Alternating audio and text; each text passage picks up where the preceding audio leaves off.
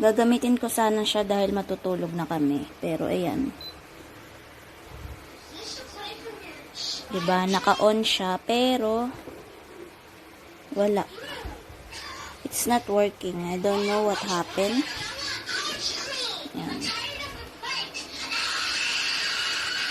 Why? Kaka-order ko lang. Dumating siya nung June 21. Ano ngayon? 25. Halos 3 days, 4 days pa lang nagamit.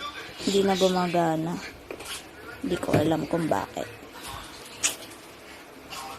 Kaya nagdadalawang isip ako kung ito yung bibiling ko, yung isang brand. I don't know. Why? Seller. Paano gagawin dito? May warranty ba to? Unboxing our new Blessing Air Purifier.